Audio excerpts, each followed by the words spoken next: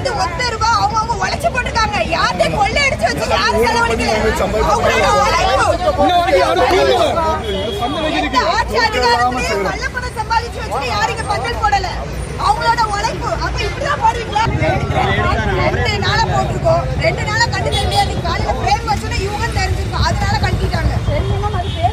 பேசலாம் தெரிஞ்சோம்.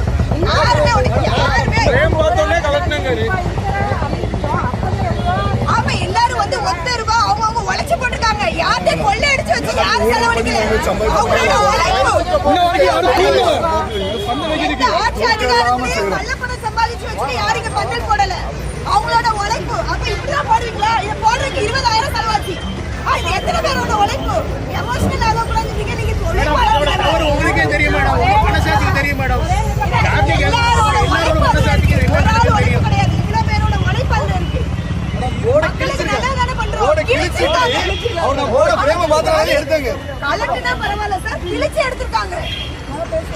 மக்களுக்கு நல்லது தானே பண்றோம், கெட்டது பண்ணலையே.